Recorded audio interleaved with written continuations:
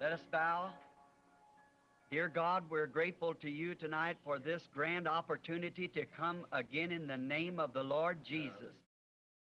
To meet our Affronter enemy, notre your ennemi, enemy, ton ennemi, out here on ici the sur le field champ of de battle with bataille, the word avec to la drive him parole, away from the pour le midst of your chasser people. du milieu de ton peuple, That they afin might see qu'il puisse tonight, voir Lord, ce the soir, gospel light. Seigneur, la lumière de l'Évangile. I pray that you'll anoint Je te our prie eyes with d'oindre the nos eye yeux de salve, collyre, that it might pour be qu'ils open s'ouvrent à la to the vérité, truth, that we que might nous leave repartions here d'ici saying within en our hearts, disant dans notre did not our cœur, hearts burn notre within us cœur as ne he spoke brûlait-il to us pas au-dedans along de the nous, road? alors qu'il nous parlait en chemin? Heal the sick Guéris and ceux qui sont afflicted, malades et encourage affligés, the discouraged, encourage ceux qui sont découragés, lift up the feeble relève les hands that mains once hung affaiblies down. qui étaient languissantes. May we look to Puissions-nous the coming porter of nos the Lord regards Jesus, sur which la we believe venue du is Seigneur at hand. Jésus, que nous croyons toute proche. We ask this in Jesus' name. Nous le Amen. demandons au nom de Jésus. Amen. Vous pouvez vous asseoir.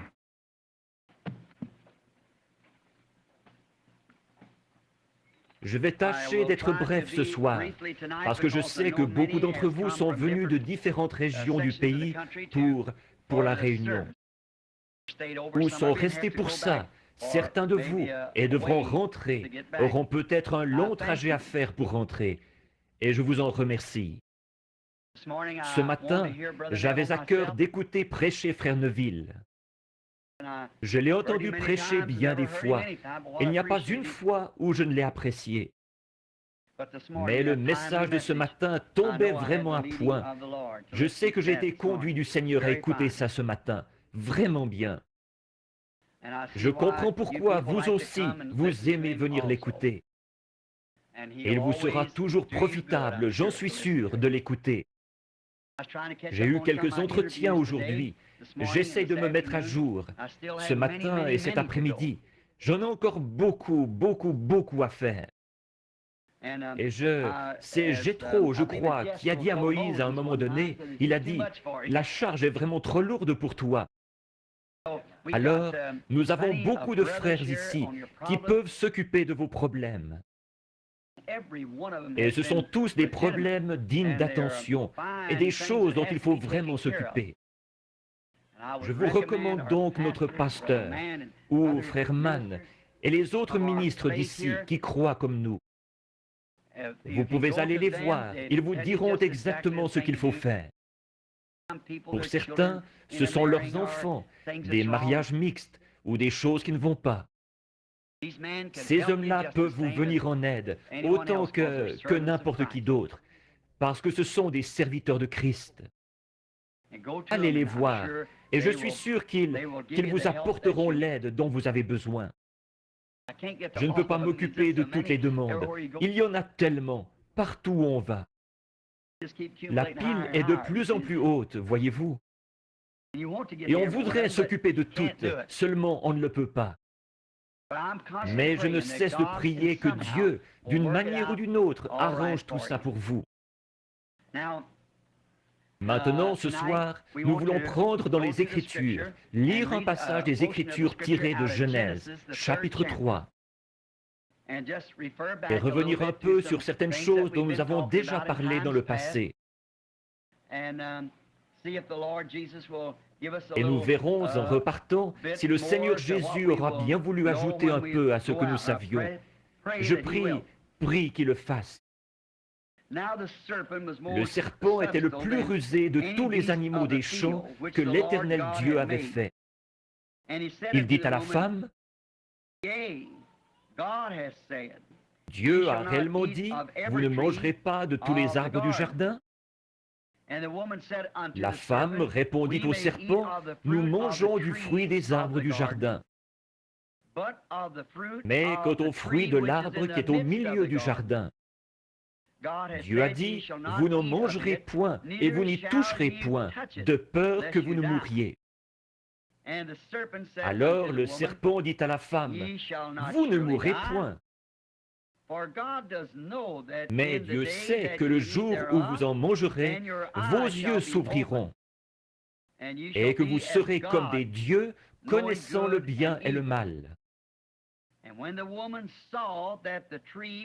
La femme vit que l'arbre était bon à manger et agréable à la vue, et qu'il était précieux pour ouvrir l'intelligence.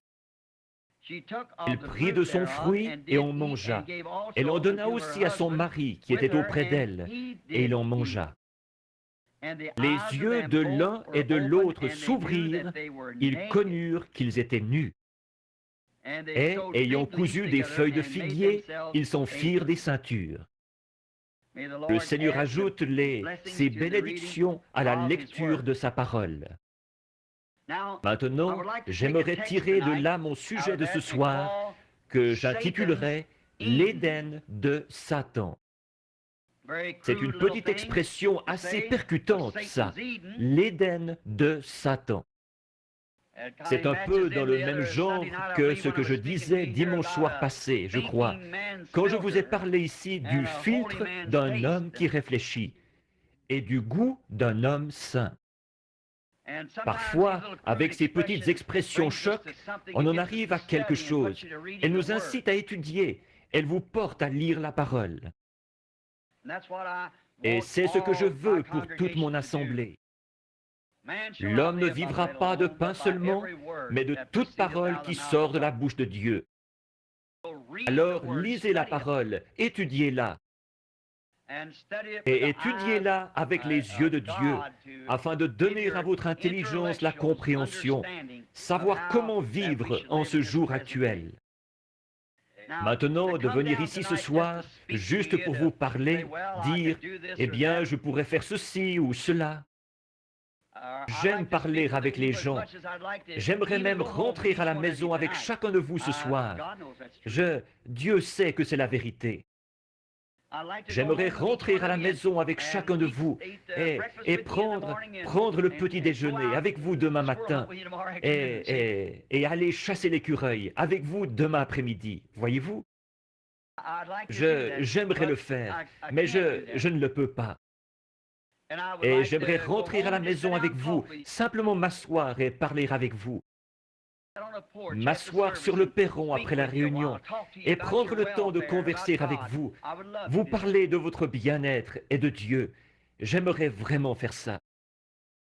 Aux hommes et aux femmes qui sont ici, Dieu sait que j'aimerais le faire, mais je ne le peux pas. Voyez-vous, on est tellement tiraillé et sous tension. Et en cet âge de tension nerveuse où nous vivons, et je suis moi-même d'un tempérament nerveux. Aujourd'hui, je suis bien décidé, telle chose. Il faut absolument que je fasse ça. Et demain, c'est à 1000 lieues de mes préoccupations. Quelque chose est venu s'interposer, ce qui a fait ceci et cela.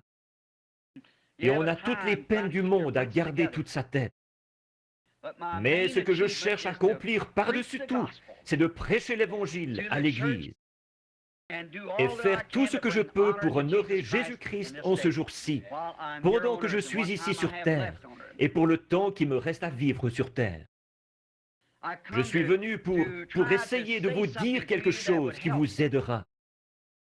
Quelque chose. Je me suis mis à l'étude après être rentré à la maison ce matin.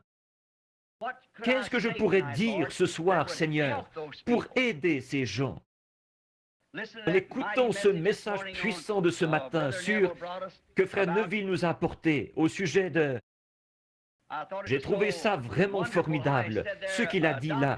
Le médecin peut établir le diagnostic, mais l'homme qui arrive avec un plateau rempli d'aiguilles, c'est lui qui fait l'injection.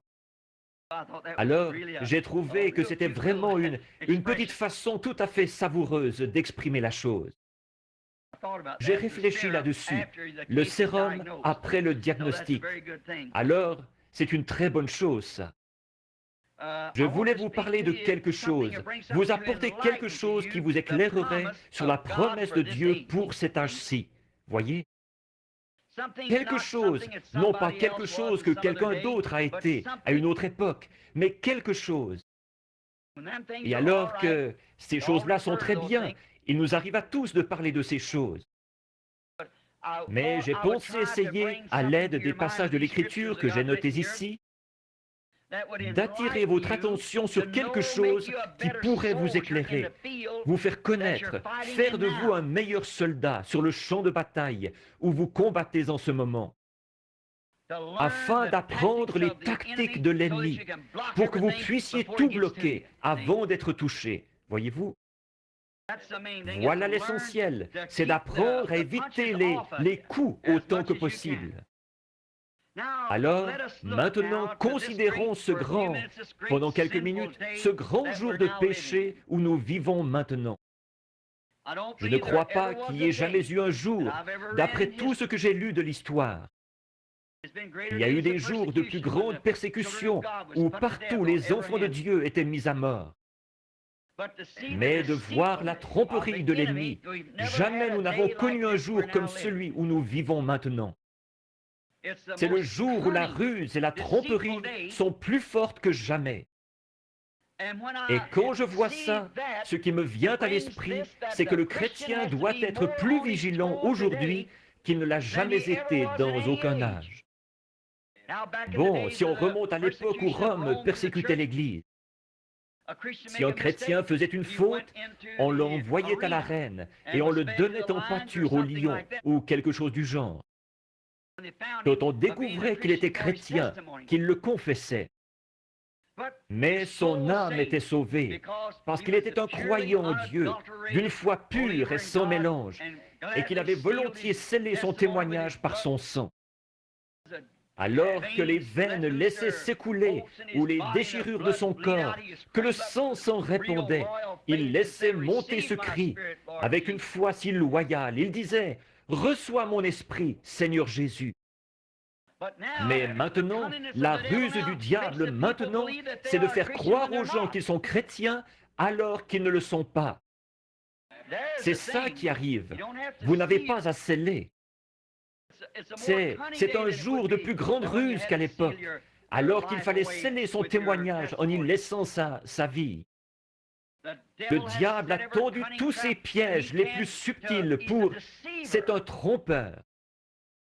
Et Jésus nous a dit dans Matthieu 24 ce qu'il en serait du jour où nous vivons, le jour le plus trompeur qu'il y ait jamais eu. Tellement proche que cela séduirait même les élus de Dieu s'il lui était possible de les séduire. Maintenant, comparons quelques passages de l'Écriture ou quelques prophéties dont il est fait mention dans la Bible qui se rapportent à aujourd'hui. Comparons-les avec le jour où nous vivons maintenant. 2 Timothée 3 nous enseigne ceci. Le prophète a dit que de nos jours, il arriverait que les hommes seraient emportés, enflés d'orgueil, aimant le plaisir plus que Dieu. Faites la comparaison là pendant un petit instant. Nous n'allons pas, nous allons juste en parler brièvement, parce que nous n'avons pas le temps de tout voir en détail, comme nous devrions le faire. Mais juste pour faire un peu la lumière là-dessus, pour que vous puissiez voir quand vous rentrerez chez vous et que vous étudierez ça. Emportés, enflés d'orgueil, aimant le plaisir plus que Dieu. Déloyaux, calomniateurs, intempérants et ennemis des gens de bien. Or, l'Esprit a dit expressément que ces choses-là se produiraient dans les derniers jours. Ce sont ces jours-ci ceux qu'annonce la prophétie. Maintenant, nous lisons aussi dans Apocalypse 14, ou plutôt Apocalypse 3, 14, l'âge de l'Église de Laodicée, comment l'Église serait dans ce dernier âge. Elle serait, il est dit qu'elle serait assise en veuve et n'aurait besoin de rien. Elle était riche et s'était enrichie. Et elle ne savait pas qu'elle était pauvre, misérable, malheureuse, aveugle et nue. Elle ne le savait pas. Or, souvenez-vous, il s'adresse à l'Église de cet âge-ci, malheureuse, aveugle, nue, et elle ne le sait pas. C'est ce dernier bout de phrase, cette dernière parole, qui fait que c'est si saisissant. Ils pensent être bien remplis de l'Esprit, être fin prêts. L'âge de l'Église de Laodicée, c'est l'âge de l'Église pentecôtiste, puisque c'est le dernier âge de l'Église. Luther a eu son message, Wesley a eu son message, et les pentecôtistes ont eu leur message. Et il est aussi dit, parce que tu es tiède, que tu n'es ni bouillant ni froid. Les émotions extérieures, une conception mentale de l'Évangile. Parce que, il a dit, tu es comme ça, je te vomirai de ma bouche. Autrement dit, cela le rendait malade de voir l'Église dans cet état-là. Et souvenez-vous, ils l'ont vomi, lui.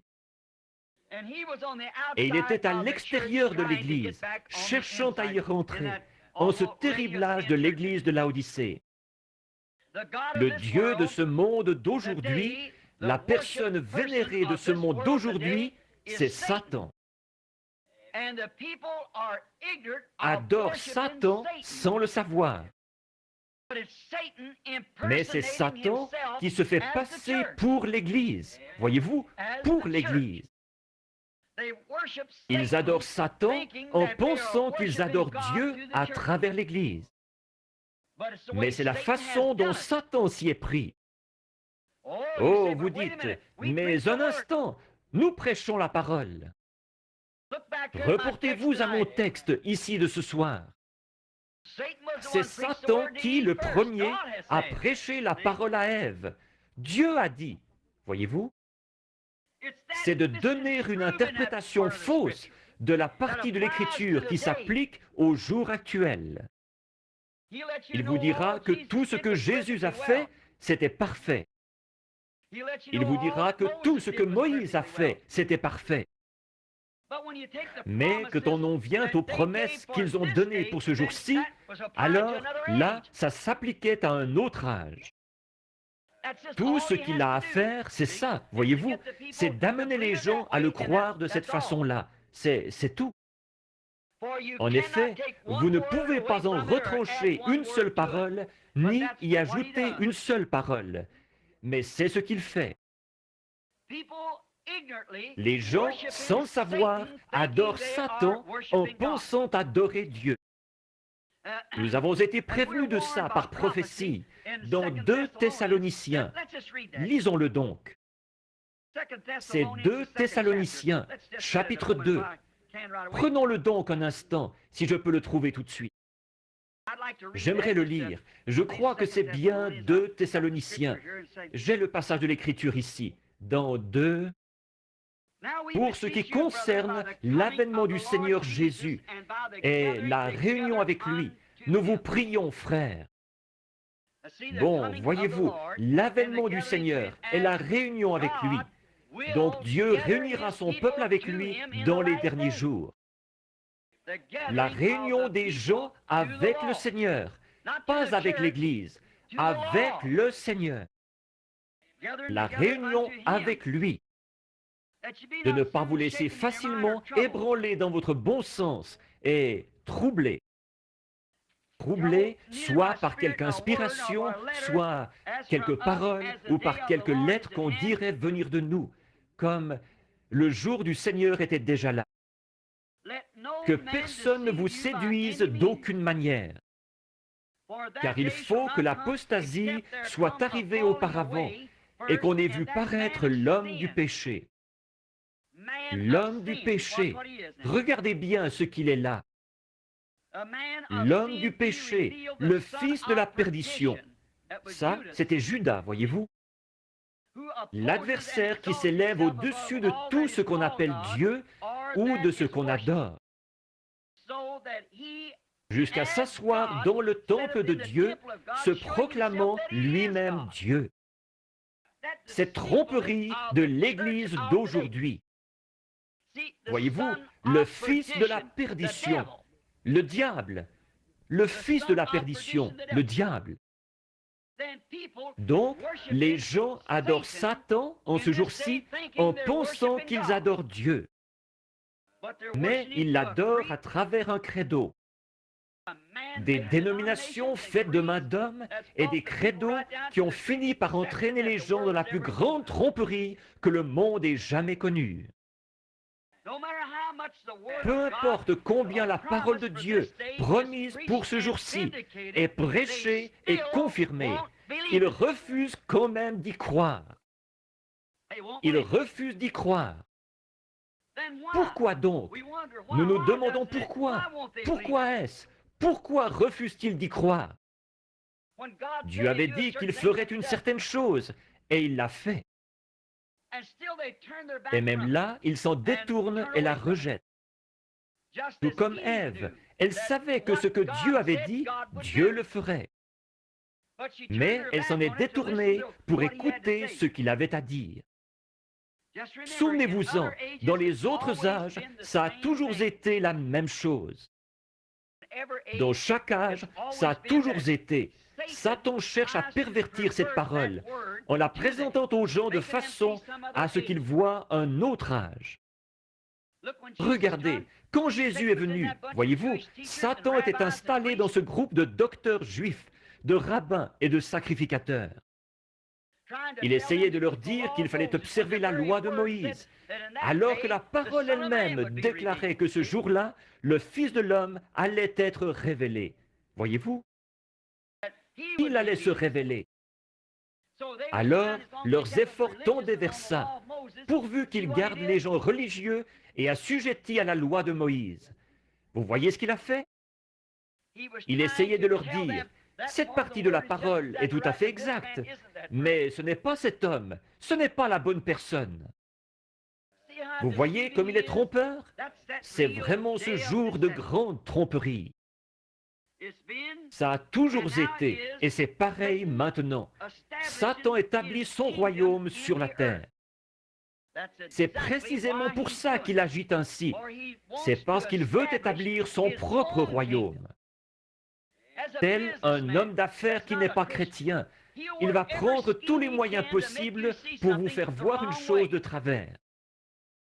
S'il poursuit un but et qu'il a avantage à vous faire agir ainsi, à vous faire voir la chose comme ça, il vous présentera tout ce qu'il peut et vous empêchera de voir la vérité là-dessus, parce qu'il ne pense qu'à lui-même. Peu lui importe combien il peut mentir, tricher et quoi encore, il a un avantage à en retirer. Et c'est pour ça que Satan a agi ainsi. Et pour arriver à ses fins, il s'est servi du ministère, comme Dieu l'avait promis. Or, c'est par une séduction religieuse qu'il a commencé en Éden. Et depuis, il a toujours continué comme ça. Non pas en formant un groupe de communistes.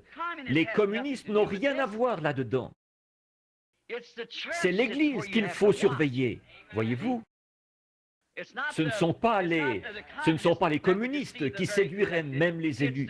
C'est l'Église qui séduirait même les élus, voyez-vous. Ce ne sont pas les communistes.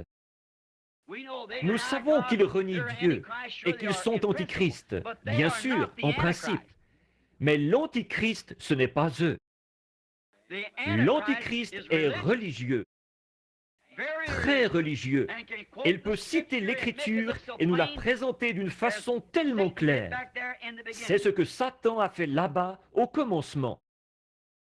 Il a tout cité bien correctement. Dieu a dit, vous ne mangerez pas de tous les arbres du jardin. Voyez-vous, il la cite bien correctement. Elle a dit, oui, nous pouvons manger de tous les arbres du jardin.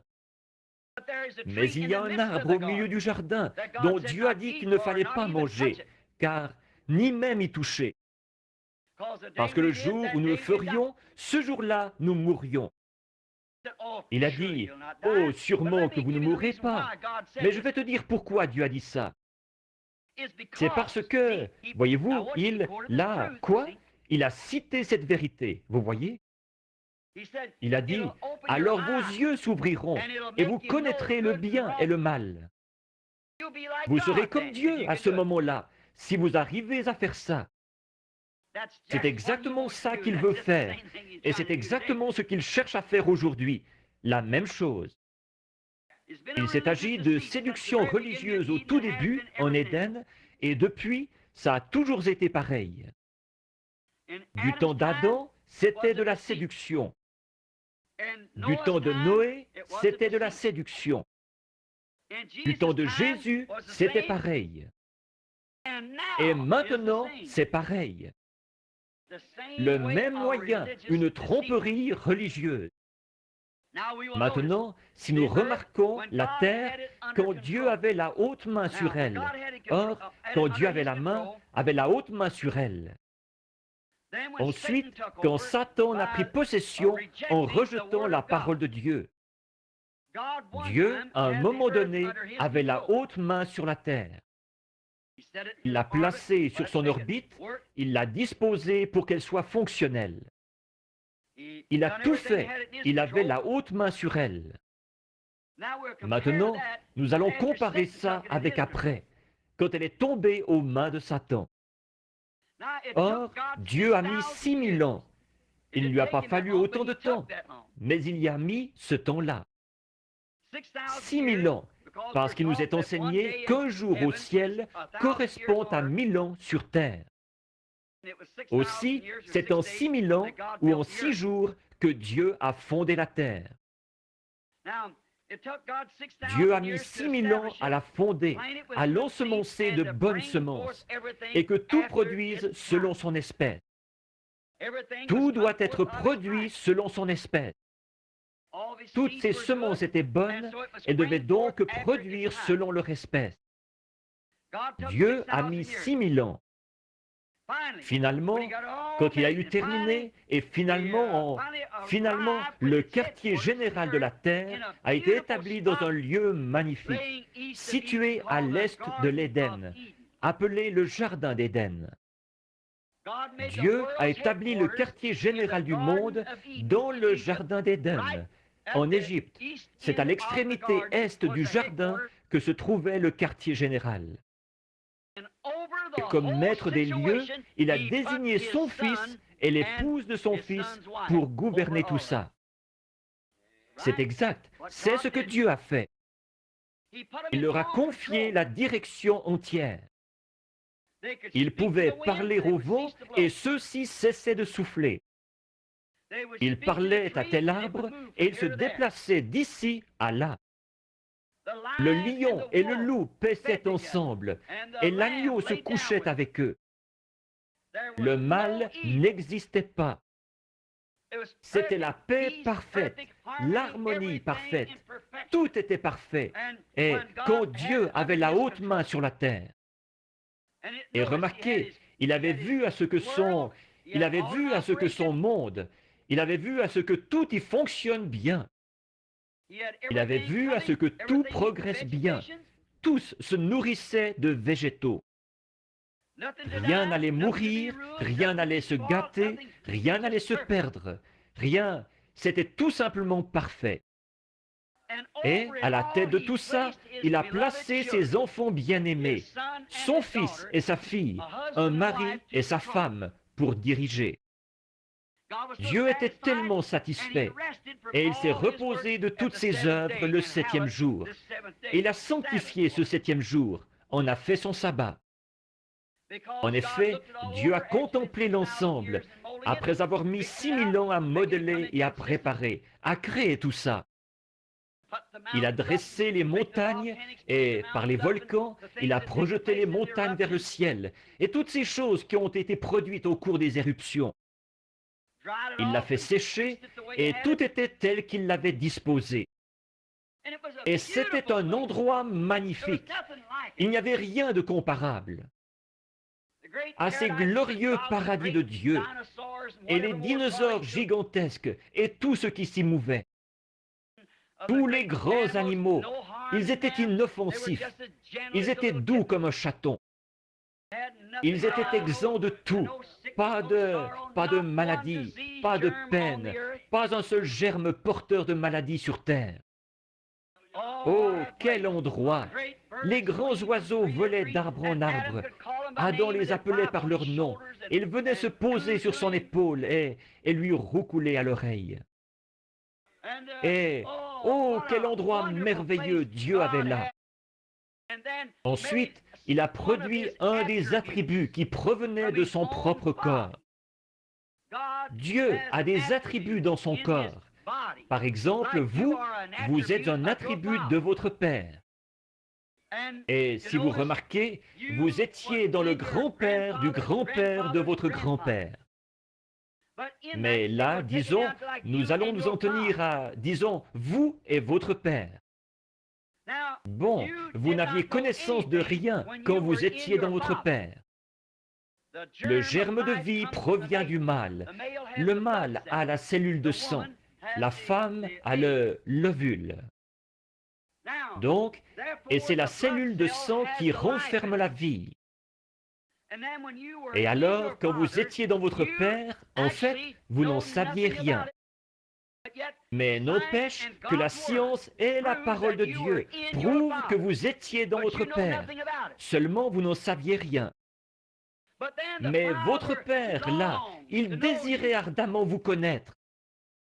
Et grâce à son union intime avec votre mère, alors il était donné à votre père de vous connaître. Maintenant, vous êtes l'attribut de votre père. Vous lui ressemblez, et certaines parties de votre corps ressemblent à votre père. Or, il en était de même pour Dieu au commencement. Chaque fils de Dieu et chaque fille de Dieu était en Dieu au commencement. Vous ne vous en souvenez pas en ce moment, mais vous y étiez. Il le savait. Et il voulait que vous existiez sous une forme qui lui permettrait de prendre contact avec vous, de parler avec vous et de vous aimer, de vous serrer la main. Ne voudriez-vous pas que votre propre fils, n'est-ce pas un grand jour quand votre fils rentre à la maison et s'assied à table?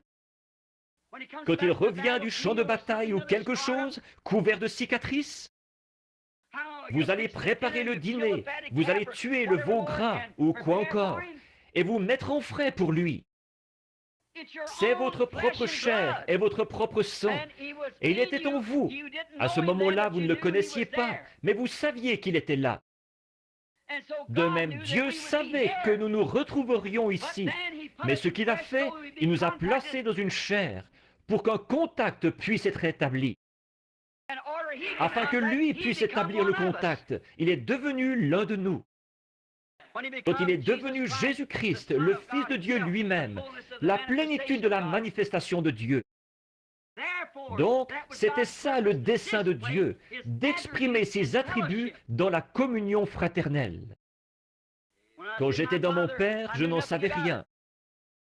Mais quand je suis devenu son fils et que je suis né de lui, j'étais un attribut, une partie de mon Père. Et vous êtes une partie de votre Père. Et à titre d'enfant de Dieu, nous sommes une partie de l'attribut de Dieu qui était en lui, qui a été fait chair comme lui a été fait chair, pour que nous puissions être en communion les uns avec les autres, comme une famille de Dieu sur la terre. Et c'était ça le dessein de Dieu au commencement. Oui, monsieur, c'est ça que Dieu voulait au commencement. Il avait la haute main sur tout.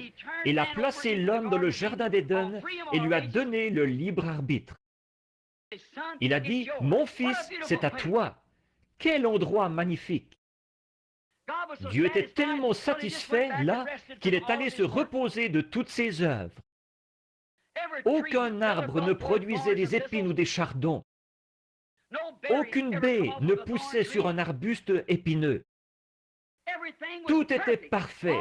Toutes les semences étaient parfaites. Tout était en parfait état. Alors, quand il est allé se reposer un peu, son ennemi est entré en douce avec sa séduction. Et il a pris le contrôle en donnant à ses enfants une interprétation fausse de son programme. Alors qu'il avait fait confiance à son enfant, comme vous faites confiance à votre fille quand elle sort le soir avec un homme. Que vous faites confiance à votre fils quand il doit sortir avec un garçon qui boit ou un garçon qui fume. Voyez-vous? Il avait fait confiance à son fils qu'il ne ferait rien de mal et qu'il resterait fidèle à chacune de ses paroles. Mais l'ennemi est entré en douce, comme le petit malin aux cheveux brillantinés qui sortirait votre fille et qui se conduirait mal avec elle. Ou la femme qui sortirait avec votre fils est la même chose, voyez-vous? Il est entré en douce L'ennemi de Dieu est entré en douce. Il a donné à Ève une interprétation fausse de la parole. Maintenant, c'est par cette chute qu'il a pris possession du jardin d'Éden. Et ce n'est à qui? Il en a pris possession. Et voilà maintenant 6000 ans qu'il règne par sa tromperie. Il séduit les gens, les enfants de Dieu, comme il l'avait fait à ce moment-là. En effet, il leur avait été donné le libre arbitre, leur permettant d'agir comme ils le voulaient. Et croyant qu'ils agiraient correctement, ou espérant qu'ils agiraient correctement. Mais voilà qu'ils n'ont pas agi comme il faut, et ils ont vendu leur droit d'aînesse, comme Ésaü l'a fait pour ce monde. Et Satan a remporté la victoire, et il en a pris possession. Et il a eu 6000 ans pour construire son Éden, comme Dieu a eu 6000 ans pour achever son Éden à lui. Et c'est par la séduction de la parole ou des gens, qu'il a maintenant établi son propre Éden sur cette terre dans le péché. L'Éden de Dieu a été établi dans la justice. L'Éden de Satan est établi dans le péché. Parce que Satan est le péché. Dieu est la justice. Et le royaume de Dieu a été établi dans la justice, la paix et la vie. Et Satan, il établit le sien dans le péché et le péché religieux. Remarquez la façon dont il s'y est pris pour séduire, sa tromperie. Ça s'est passé comme il l'avait dit. Il avait promis de faire ça. Est-ce que quelqu'un le savait? Prenons dans Ésaïe, si vous voulez, quelques-uns des versets que j'ai ici. Je devrais en citer plus, je suppose. Prenons Ésaïe, chapitre 14, un petit instant, et voyons ce que Satan avait dit ici, un petit instant. Dans Ésaïe 14, nous allons le lire. Observez ce que ce personnage a fait. Ésaïe 14, à partir du verset 12. Te voilà tombé du ciel, astre brillant, fils de l'aurore. Tu es abattu à terre, toi, le vainqueur des nations. Tu disais en ton cœur, je monterai au ciel. J'élèverai mon trône au-dessus des étoiles, c'est-à-dire des fils, des étoiles de Dieu. Et je m'assiérai sur la montagne de l'assemblée, l'extrémité du septentrion. Et je monterai sur le sommet des nues, et je serai semblable au Très-Haut. Maintenant, comparez ça ici avec les autres versets que nous avons pris dans Thessaloniciens tout à l'heure, où il disait, il est assis dans le temple de Dieu, s'élevant au-dessus de tout ce qu'on appelle Dieu, jusqu'à être adoré comme Dieu sur la terre. Voilà le Dieu de ce monde dont je vous ai parlé dans ma prédication de dimanche passé. Le voici aujourd'hui avec sa séduction. Cette heure perfide, ce temps terrible où nous vivons, c'est le temps le plus glorieux de tous les âges, parce que nous avons de nouveau devant nous le grand millénium. Nous avons de nouveau devant nous l'Éden. Par contre, nous sommes en plein dans l'âge où toute la séduction et toutes les tactiques qu'il n'a jamais utilisées et avec lesquelles il a réussi à séduire, il les a toutes rassemblées et s'est donné plus de force. Et le voici maintenant comme Dieu, alors qu'il prend la place de Dieu. Il est religieux. Il peut citer l'Écriture et vous annoncer l'Écriture exactement comme Satan l'a fait à Ève dans le jardin d'Éden. Mais tout ce qu'il a à faire, c'est d'en mettre une seule partie, d'ouvrir cette brèche par laquelle la doctrine pernicieuse du diable pourra s'infiltrer, comme le filtre de l'homme qui réfléchit, dont nous parlions l'autre soir. Donc, il a dit qu'il s'élèverait au-dessus du Très-Haut. Il monterait au-dessus des nues et des étoiles. Et il s'assiérait là comme Dieu. Il serait au-dessus du Très-Haut. Et il a réussi à mettre ses menaces à exécution. Certainement qu'il a eu énormément de succès à mettre ses menaces à exécution. En effet, dans tous les âges, les gens l'ont laissé déprécier par ses explications la parole de Dieu promise pour cet âge-là. C'est exactement comme ça qu'il s'y est pris. Dans tous les âges, il l'a déprécié par ses explications. À l'époque de Noé, il a expliqué qu'il était impossible qu'il pleuve du ciel, car il n'y a pas de pluie là-haut. Son grand évangile scientifique qu'il a prêché dans le jardin d'Éden, il pouvait envoyer des instruments jusqu'à la Lune et prouver qu'il n'y avait aucune humidité là-haut. Seulement Dieu avait dit qu'il y aurait de la pluie. Mais Satan a réussi et il a empoisonné l'esprit des gens par une recherche scientifique qui déclarait que la chose n'était pas faisable. Mais elle s'est faite. Dieu avait dit qu'elle se ferait et elle s'est faite. Effectivement. Maintenant, à l'époque de Jésus, il a fait la même chose. De nouveau, il a empoisonné l'esprit des gens par sa séduction. Voyez-vous, en donnant une interprétation fausse de la parole. Si tu es le Fils de Dieu, maintenant laisse-moi te voir agir en conséquence. Jésus n'a pas fait le bouffon pour lui. Jamais il ne l'a fait. Dieu n'est pas un bouffon. Il n'a pas à exaucer aucune des demandes de Satan. Il n'avait qu'à... Jésus a dit, il est écrit, tu ne vivras pas, l'homme ne vivra pas de pain seulement, mais de toute parole qui sort de la bouche de Dieu. Voyez-vous, il n'avait pas à faire le bouffon à cause de lui. Il n'avait pas à faire du pain. Il aurait pu en faire. Mais il aurait écouté le diable. Alors, il n'avait pas à écouter le diable. De nouveau, c'est le péché religieux, comme au commencement, tellement trompeur. Observez-le bien, là.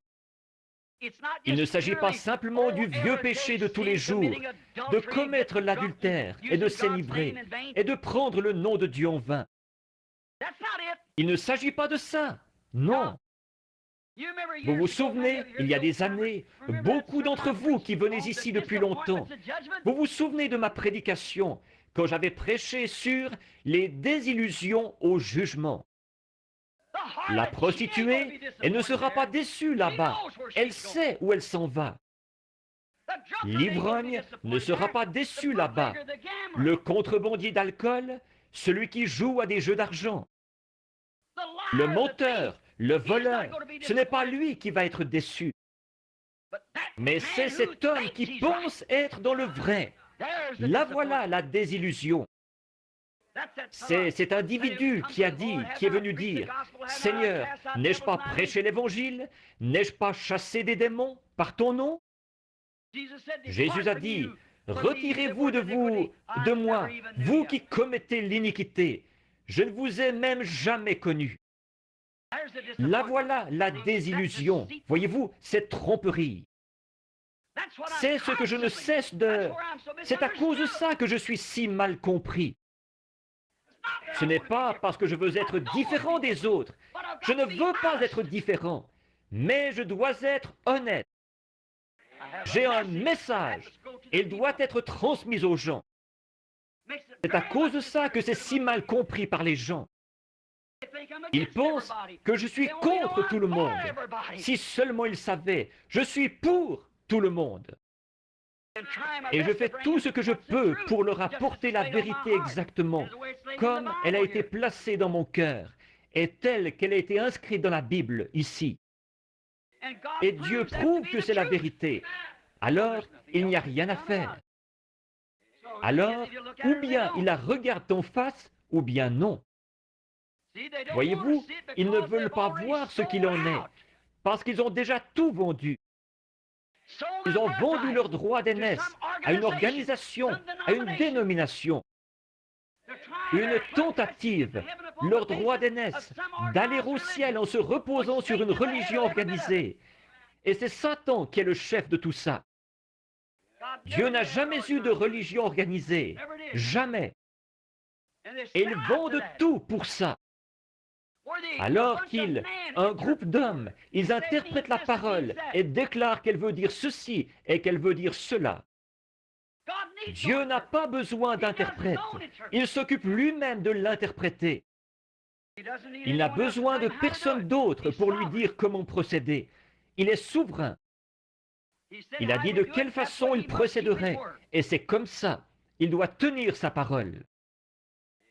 Voici les signes qui accompagneront ceux qui auront cru. C'est exactement ce qu'il voulait dire. Tout ce qu'il a annoncé comme devant se produire, il a annoncé ce qu'il arriverait en ces derniers jours, qu'il allait faire certaines choses, et il les a faites. Il n'a pas à demander à qui que ce soit si c'est le moment ou pas. Il sait quel est le moment et quel est le plan. Maintenant, Satan, ce trompeur, tel qu'annoncé dans Matthieu 24, 24, avec tant de séduction. Maintenant, nous voyons que par ces programmes évangéliques, la connaissance, une meilleure instruction, une éthique supérieure, la civilisation et tout, il a ensorcelé les gens qui veulent servir Dieu au point qu'ils croient à son mensonge. Ève ne voulait pas faire ça, mais il lui a montré qu'elle y trouverait plus de sagesse. Elle ne savait pas, elle voulait savoir. Elle ne comprenait pas, mais elle voulait comprendre. Et Dieu lui avait dit de ne pas chercher à comprendre. Comment pourrais-je comprendre aucune de ces choses? Je ne peux pas les comprendre, je les crois. Je n'ai pas besoin de les comprendre. Dieu, c'est la foi et non la compréhension. Nous croyons ce qu'il a dit, c'est tout. Maintenant, comparez l'Éden de Dieu avec celui de Satan maintenant. Après ces 6000 ans où il a perverti l'interprétation véritable de la parole de Dieu promise pour l'âge.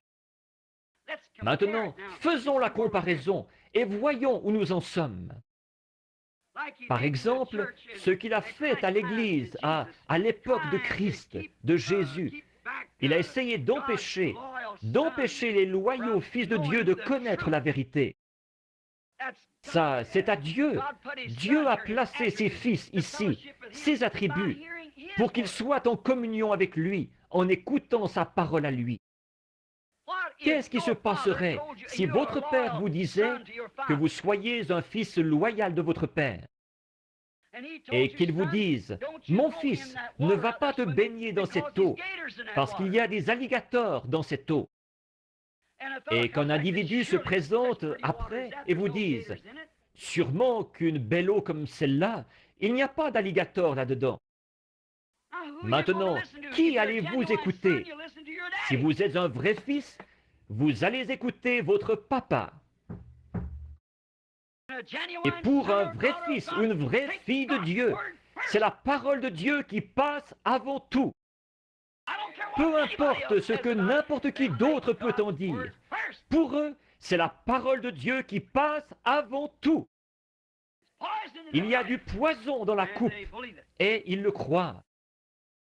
C'est par la foi en toute sa parole, ces semences, qu'a été produit un Éden de sainteté, d'amour et de vie éternelle.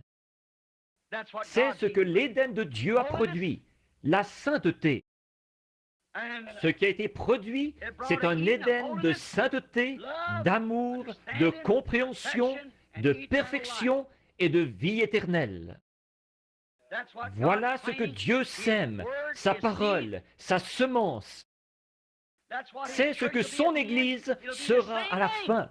Elle sera pareille. Remarquez, voici une pensée. Ne l'oubliez pas, j'y reviendrai à un autre moment ou dans un autre message. Mais vous savez, Dieu a dit que chaque semence produise selon son espèce. Est-ce que c'est bien le commandement de Dieu? Alors, ça sert à quoi qu'un prédicateur ou que n'importe qui d'autre essaye de faire dire autre chose à cette parole? Voyez-vous? Chaque parole de Dieu est une semence. Jésus l'a dit, une semence qu'un semeur a semée. Alors, si Marc 16 est la parole de Dieu, cela produira selon son espèce. Si Malachie 4 est la parole de Dieu, cela produira selon son espèce. Et toutes les autres promesses doivent produire selon leur espèce. Voyez-vous Satan ici, sous son déguisement? Lui, il cherche à dire, ça non, ce n'est pas ainsi. Comprenez-vous? Voyez-vous, Satan dit, oh, ça ne s'applique pas à notre jour. Ça, c'était pour une autre époque. Ça, ce n'est même pas ça que ça veut dire. Chaque semence doit être produite selon son espèce. C'est la façon dont Dieu a établi son Éden, pas vrai? Et voici, c'est la façon dont Dieu établit son Église. Chaque parole selon son espèce. L'homme ne vivra pas de pain seulement, mais de toute parole qui sort de la bouche de Dieu. Voyez? Satan, lui, il va prendre autre chose. Mais Dieu a dit, chaque semence selon son espèce. Si la promesse dit, voici les signes qui accompagneront ceux qui auront cru. Maintenant, l'Église dit, adhérez à l'Église, récitez le credo, apprenez le catéchisme. Ces choses-là ne se trouvent nulle part dans la Bible. Mais Jésus a dit, voici les signes qui accompagneront ceux qui auront cru. En mon nom, ils chasseront les démons.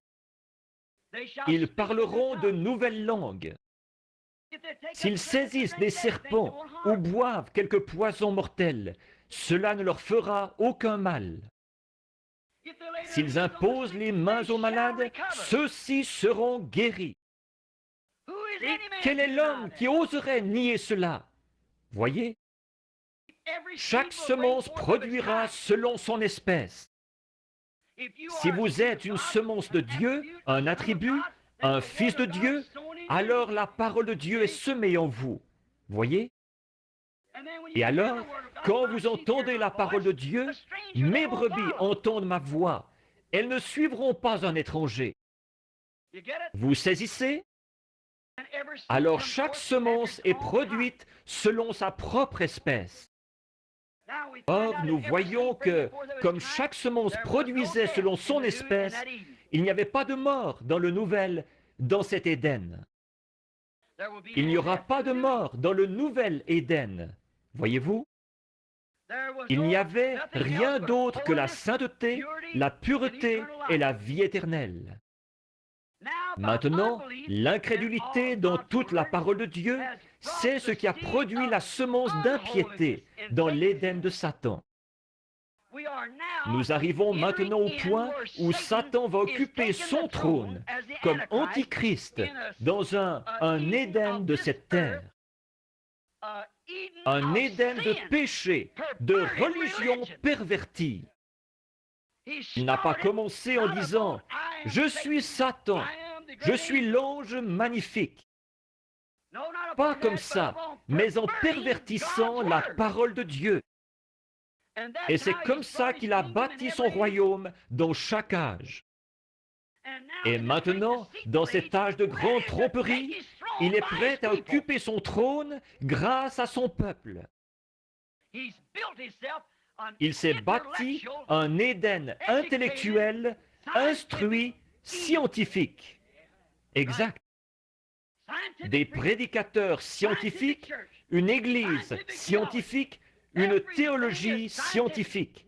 Tout est scientifique. Tout repose sur la connaissance. L'Église entière est bâtie sur la connaissance. Elle n'est pas bâtie sur la foi. Un jour, je suis allé tenir une réunion à l'église d'un certain homme. C'était une grande salle, dans l'Ouest, un homme très bien. Il niait ces choses dont nous parlons, mais pourtant je l'aimais bien, un homme très bien, un homme âgé. Quand son assemblée est sortie, il y avait environ 6000 places assises dans la salle. Quand son assemblée est sortie à la réunion de l'après-midi, environ 1500 personnes. C'étaient tous des intellectuels bien habillés. Je suis resté assis là à les observer. Cet homme avait prêché un très bon sermon. Ensuite, il a demandé si quelqu'un voulait accepter Christ, de simplement lever la main. Et personne n'a levé la main. Et une femme a fini par lever la main. Il a dit, « Très bien, vous êtes chrétienne à présent. » Et il s'est occupé de la faire baptiser. Et puis, quand il est sorti, il a consacré un bébé. Il a embrassé le petit bébé et a fait une prière pour lui, et il a laissé partir les gens. Quand son assemblée est sortie, c'étaient tous des gens bien, érudits, instruits. Là, je suis resté tout près pour serrer la main à cet homme et lui souhaiter bonne chance comme il sortait. Et à ce moment-là, mon groupe est entré. On ne pouvait pas les laisser entrer pendant que son groupe était là. Le mien est arrivé en fauteuil roulant, sur des civières, en camisole de force, des aliénés et tout le reste. Vous voyez la différence? C'est ça. Voilà la chose dont je parle, voyez-vous? Voyez-vous, c'est quelque chose de différent. Alors que, par une connaissance scientifique, vous pouvez produire un évangile compréhensible, par lequel vous, celui qui croit en Jésus-Christ, ne sera pas condamné. Voyez-vous? Mais voici les signes qui accompagneront ceux qui auront cru. Voyez-vous, il omet d'inclure ça. Voyez-vous? Elle a cru en Jésus-Christ, elle est sauvée, si ces signes accompagnent la croyante. Et celui qui entend ma parole, pas juste de déchiffrer les mots, pas de l'entendre avec ses oreilles, mais de la comprendre. N'importe qui peut l'entendre. Une prostituée peut l'entendre et rester une prostituée. Voyez-vous? Un ivrogne peut l'entendre, un menteur peut l'entendre et rester quand même un menteur. Mais celui qui comprend ma parole et qui croit à celui qui m'a envoyé a la vie éternelle. Et voilà, voyez-vous, et personne ne peut faire ça à moins que Dieu l'ait prédestiné. Jésus a dit, « Nul ne peut venir à moi si mon Père ne l'attire. Et tous ceux que le Père m'a donnés viendront à moi. » Amen. Tout repose dans la souveraineté et la préscience de Dieu. Il vit seul et il n'y a personne qui lui dit quoi faire. Alors, par l'incrédulité de ne pas accepter toute la parole de Dieu, c'est ce qui a produit une semence d'incrédulité, d'impiété, de péché, de haine et de mort éternelle dans cet âge de l'Église rempli de péchés intellectuels. Maintenant, avez-vous saisi? En ce jour-ci, alors que le monde entier est religieux, le saviez-vous? Le monde entier est religieux. Et en cet âge religieux, des grandes églises à tous les coins de rue. Tout ça aboutit à l'adoration de Satan. C'est ici, en plein dans la Bible, c'est exact. Et ces séminaires de théologie intellectuelle, ils ont produit une personne intellectuelle qui a reçu une formation pour savoir comment parler, quoi faire, comment produire des émotions. Et tout, comme de la psychologie, pendant 3 ou 4 ans, pour savoir traiter avec la pensée d'un homme. Voyez-vous, l'Esprit de Dieu n'est pas quelque chose qu'on reçoit par une formation scolaire. C'est quelque chose qu'on reçoit par prédestination, de la main du Dieu Tout-Puissant. Vous ne pouvez pas recevoir vos expériences par une formation scolaire ou par un apprentissage. C'est par la prédestination, de la main de Dieu et par la préscience de Dieu que vous les recevez. C'est exact. Donc, c'est ce qui a produit ce grand Éden dans lequel ils vivent actuellement, l'Éden d'un monde ecclésiastique. Les églises s'unissent toutes maintenant dans le grand conseil œcuménique. Elles vont former l'Église mondiale. Toutes vont se réunir sous un seul chef, alors que Satan sera mis sur un trône. Exactement. Et le dernier appel est lancé pour atteindre l'épouse avant qu'elle n'entre là-dedans. Car une fois là-dedans, elle a pris la marque de la bête et est condamnée. Elle n'en sortira jamais. C'est pour cette raison qu'il est dit, sortez du milieu d'eux, mon peuple, avant que tout cela aboutisse là-dedans, avec lui, voyez-vous. Sortez du milieu d'eux et séparez-vous. Donc la haine, la mort et la séparation éternelle d'avec Dieu dans cet Éden. La convoitise, la souillure, la perversion. Comment? En semant la mauvaise semence. Ça me rappelle la vision que j'ai eue avant que je rencontre les pentecôtistes pour la première fois, de cet homme qui parcourait la terre, habillé en blanc. Vous m'avez entendu la raconter bien des fois. Et quelqu'un est venu derrière lui. Il semait des semences de discorde. Mais il a bel et bien remporté la victoire dans Ève, dans le jardin d'Éden, par la convoitise d'Ève pour le péché. La convoitise pour Ève du péché. Donc, si Ève a eu soif de connaissance, c'était un péché.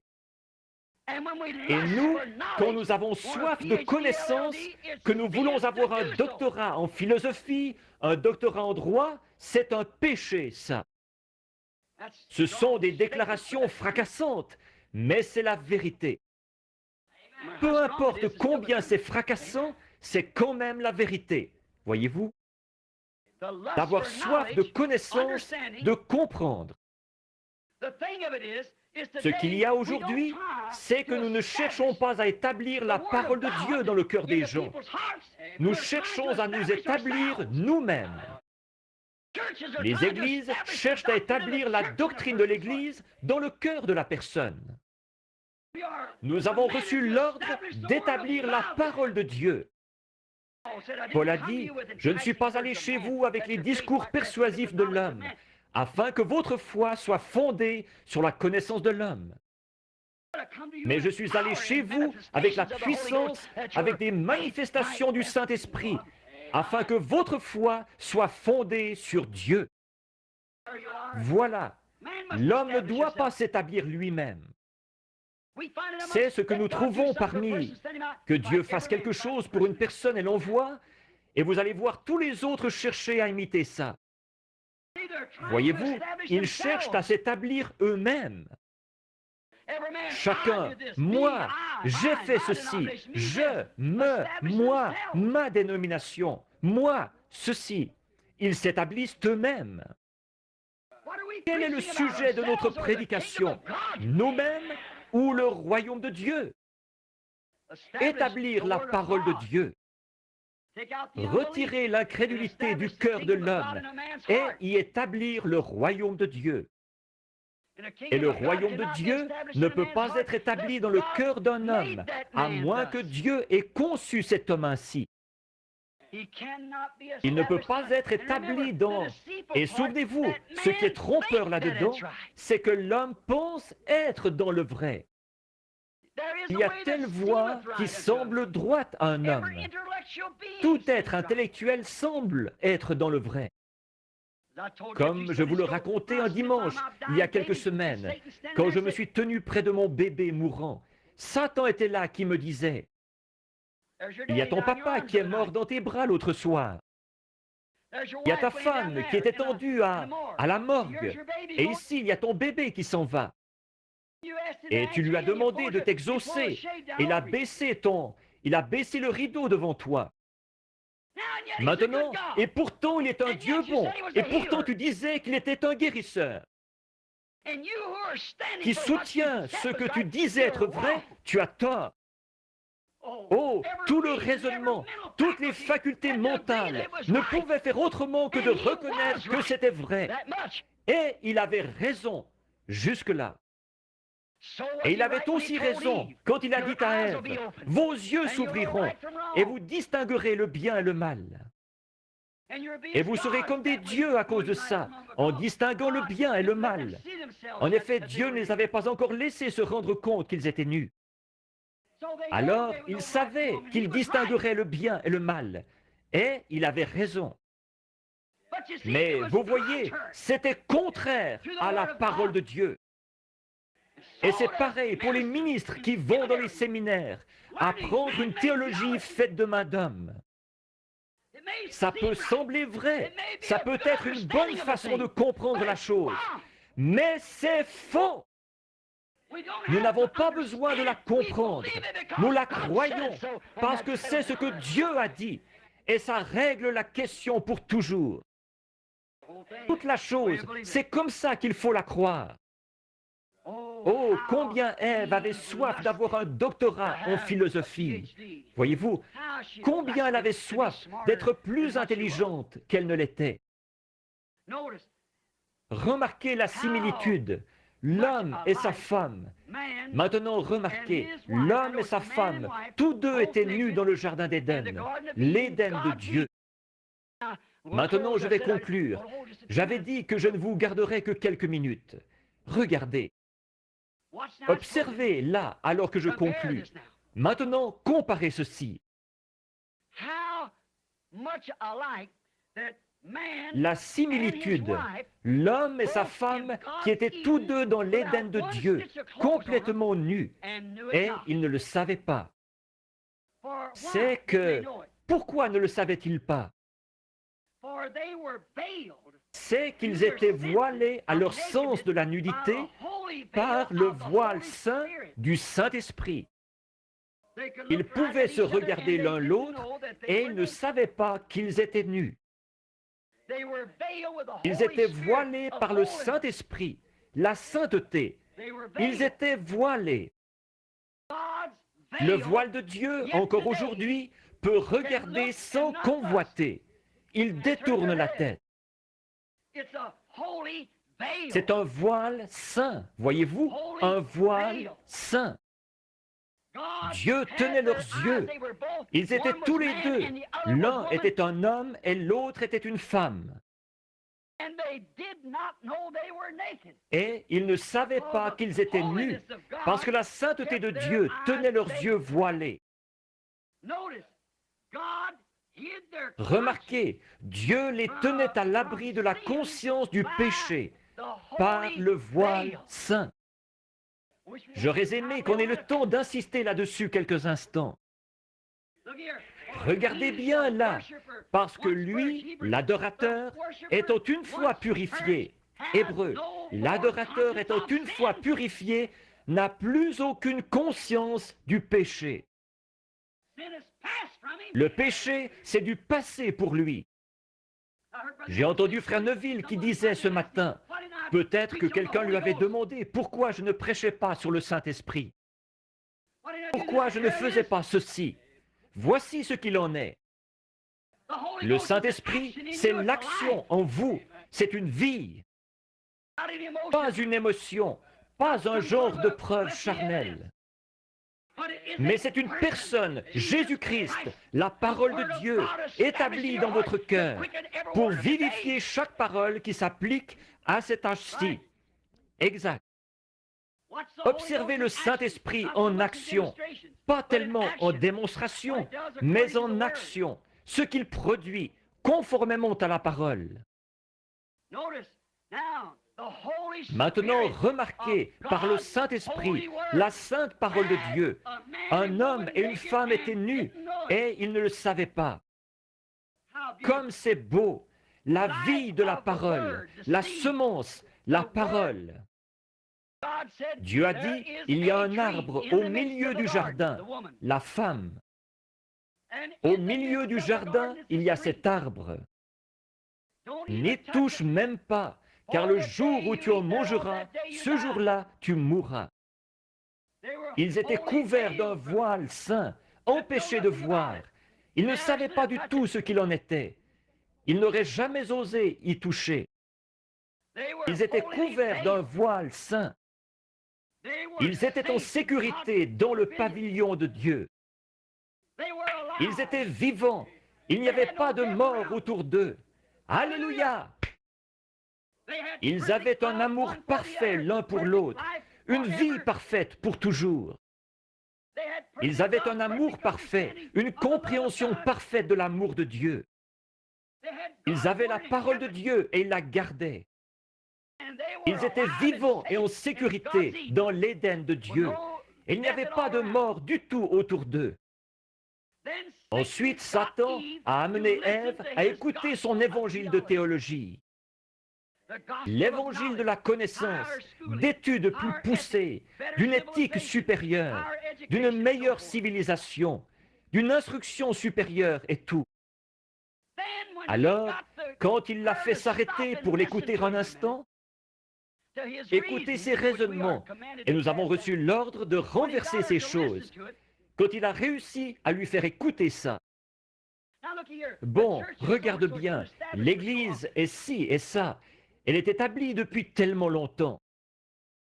Nous sommes l'une des plus anciennes églises du pays. Le maire de la ville la fréquente.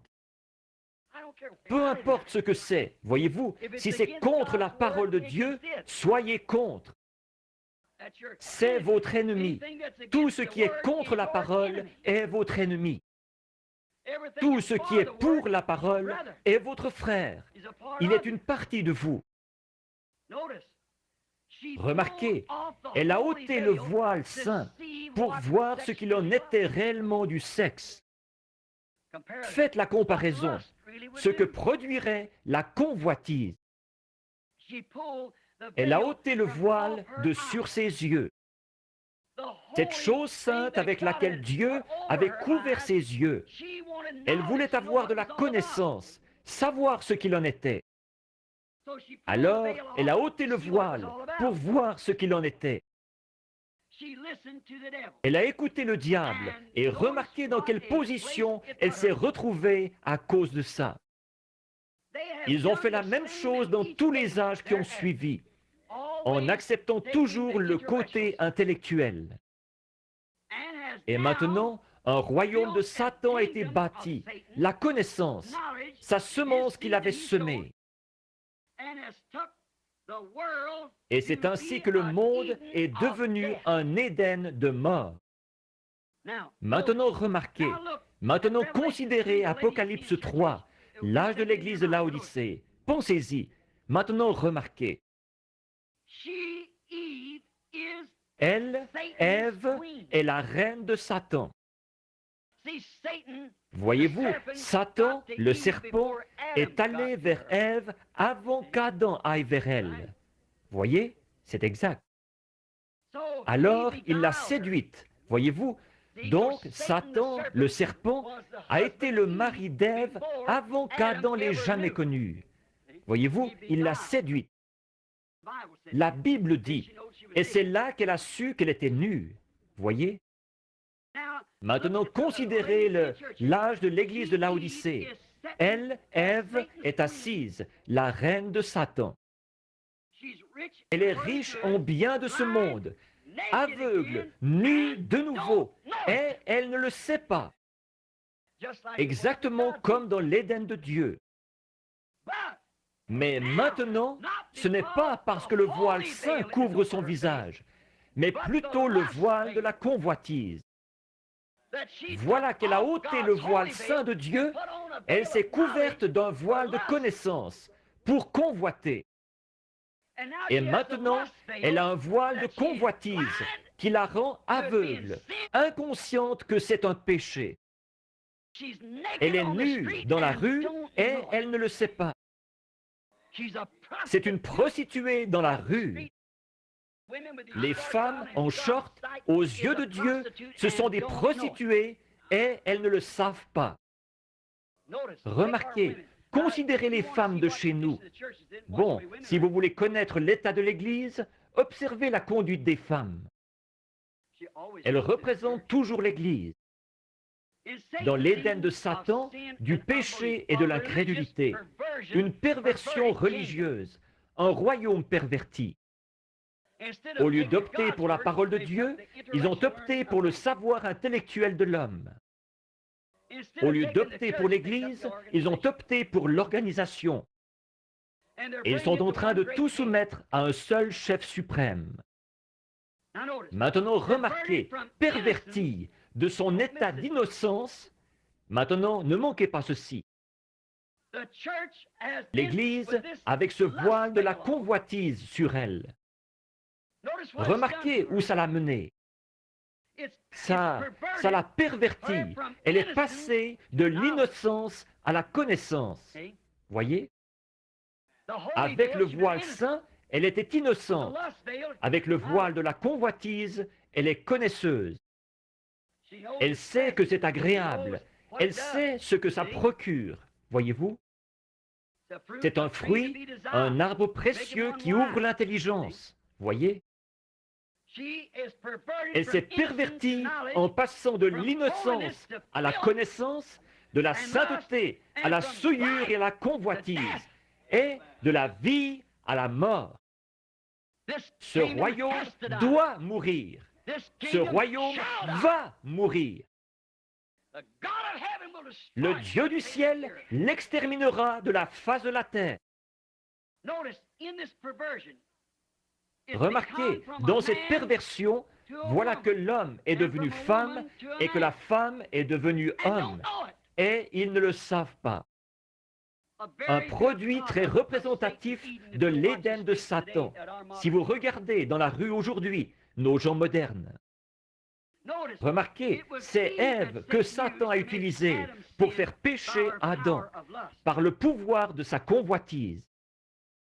Maintenant, c'est pareil. Elle fait la même chose aujourd'hui.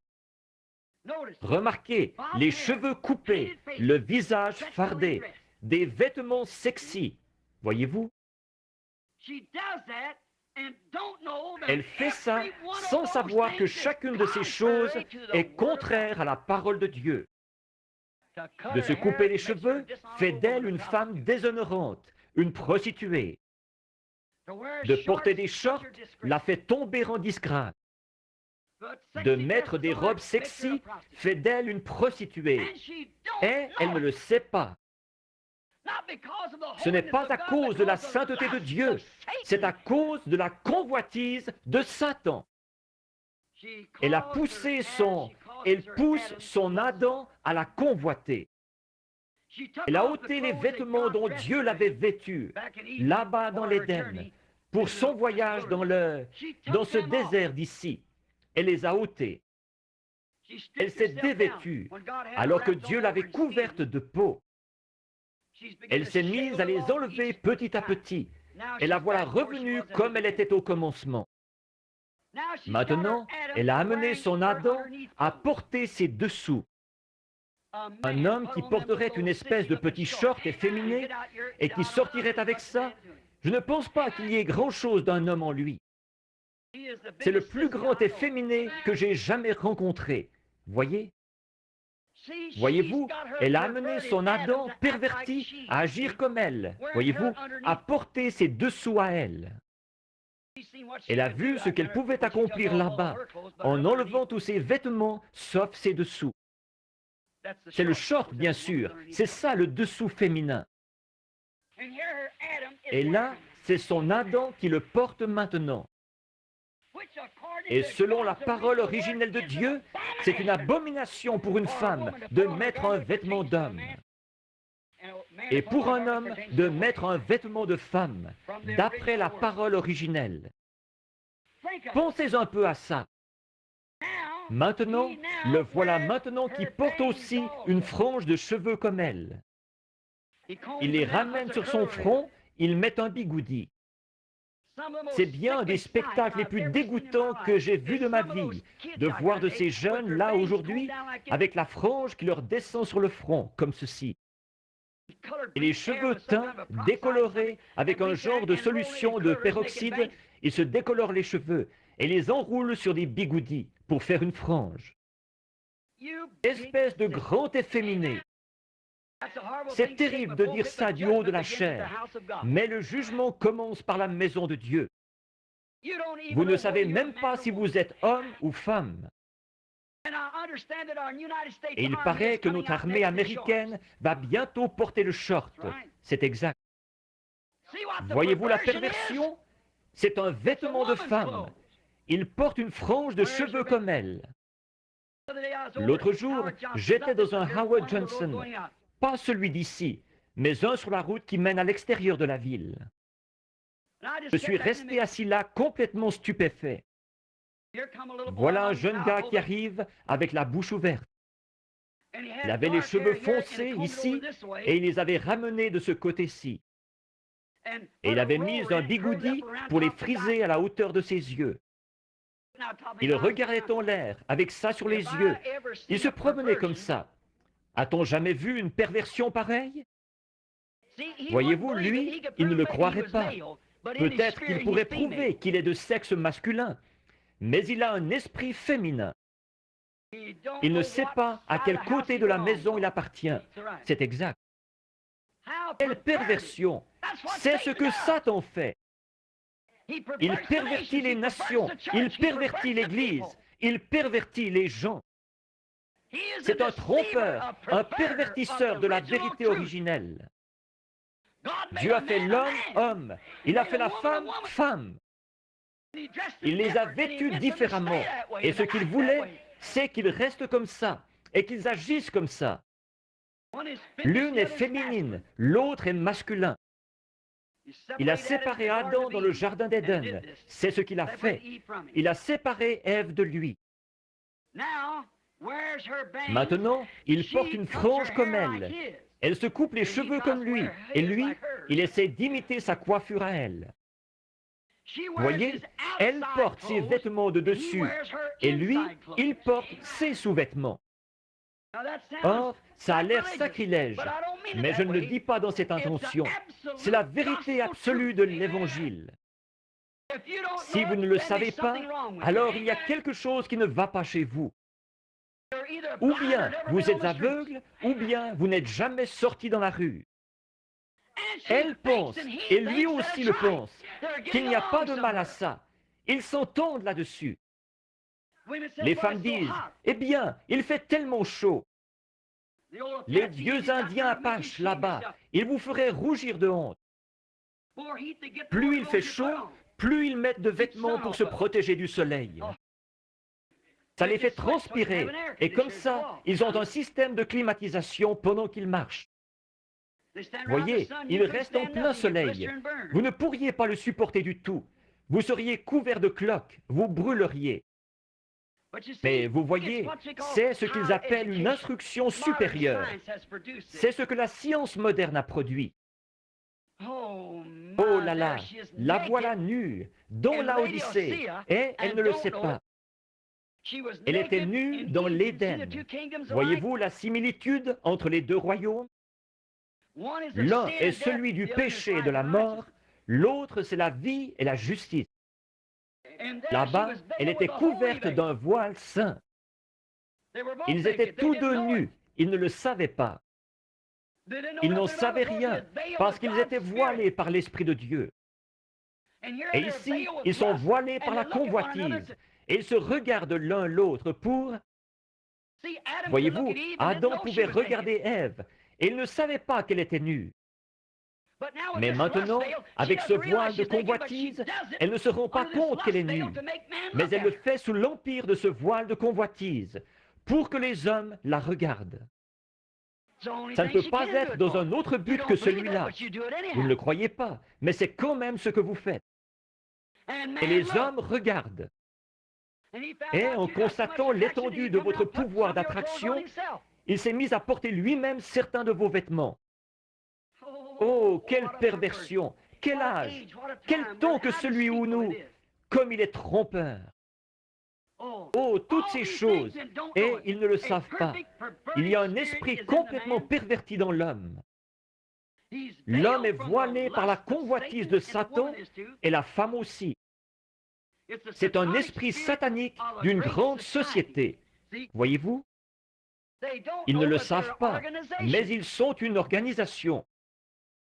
Les femmes qui portent des shorts font partie d'une organisation. Les hommes qui s'habillent comme ça font partie d'une organisation. Je vais vous en donner le sigle, BSS, Big Sister Society. Alors, c'est de ça qu'ils font partie. Ils vont là, une société de grands efféminés. avec un genre de petit pantalon, une espèce de gros spécimen tout déformé, l'air malpropre. Les hommes, vous n'êtes peut-être pas d'accord avec moi là-dessus, mais c'est la vérité. Vous avez été pervertis et vous ne le savez pas. Vous n'agissez plus comme des hommes. Voyez-vous? Ils deviennent tellement mous. Et leurs fils, on dirait que ça ne vaudra plus rien. Les hommes et les femmes aussi. Ils sont une société. Il y a là une organisation. Comment ça? Jean, le voisin d'à côté, il a porté des shorts. Alors pourquoi pas moi? Louiselle voulait que j'en porte, parce que Jean, le voisin d'à côté, en a porté. Eh bien, si Suzy Jeanne peut en porter, Marthe Jeanne peut en porter aussi, ou Suzy Lou, ou quel que soit son nom, voyez-vous? Voyez-vous, c'est une société, c'est une organisation. Vous en faites partie spirituellement, et vous ne le savez pas. Et si c'est bien ça, et nous le voyons, c'est bien ça, alors vous êtes donc aveuglés. Vous êtes aveuglés devant ces dénominations auxquelles Satan vous a fait adhérer par ses ruses. C'est une perversion de la parole originelle de Dieu et de son royaume et de son plan pour ses enfants. C'est Satan qui a entortillé les hommes et les femmes, les entraînant dans ces choses, et ils ne le savent pas. Un perverti. Ce n'est plus un fils de Dieu.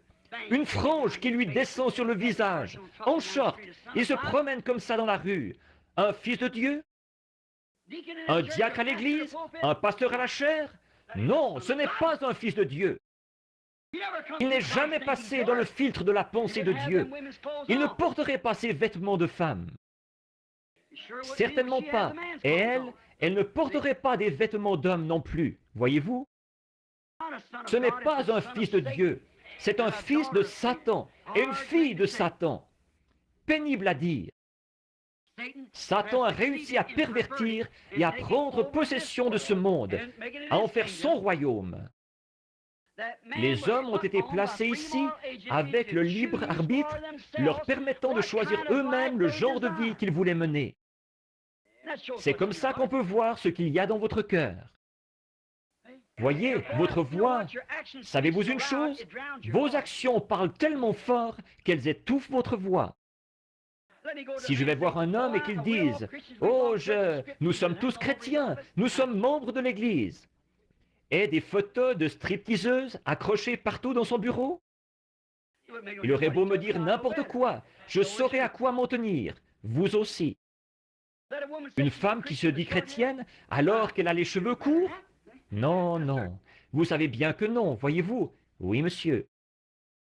Elle se dit chrétienne alors qu'elle se maquille, qu'elle se farde, qu'elle porte des shorts. Elle se dit chrétienne? Vous savez bien que non. La parole de Dieu vous enseigne que ça ne peut pas être le cas. La parole dit qu'elle ne peut pas être chrétienne et faire ça. Elle est même déshonorante et tout. Est-ce que Dieu mettrait quelque chose de déshonorant dans son royaume? Non, monsieur, pas du tout. Non, monsieur. Elle manifeste elle-même le désir qu'il y a en elle. Vous ne pouvez pas faire manger une colombe avec une buse. Pas du tout. La colombe n'a pas de bile. Elle ne peut pas manger de la vieille charogne. Si elle en prenait une bouchée, ça la tuerait. Et elle le sait. Mais une buse peut manger presque tout ce qu'elle veut. Voyez, de la bile, elle en a amplement. Vous voyez, on constate que c'est pareil pour le monde d'aujourd'hui. Même chose. Ils sont nus, aveugles et ils ne le savent pas. Satan y est parvenu en se servant de la convoitise de la femme qui désirait la connaissance, le sexe, et elle a fait ce choix de son propre gré. Maintenant, remarquez, c'est Ève qui a entraîné Adam dans le mal. Et c'est la femme qui a enlevé ses vêtements avant que son Adam enlève les siens. Voyez, c'est la femme, toujours. Ça a toujours été. C'est encore pareil. C'est l'Église qui détourne l'homme du droit chemin. C'est l'Église, voyez-vous, qui détourne l'homme qui veut être un fils de Dieu. C'est la femme, l'Église, pas la Bible, Dieu.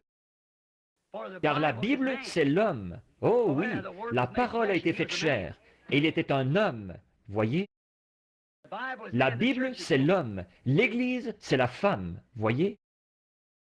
Ce n'est pas l'Église, la Bible, qui détourne l'homme du droit chemin. C'est l'Église qui le détourne du droit chemin.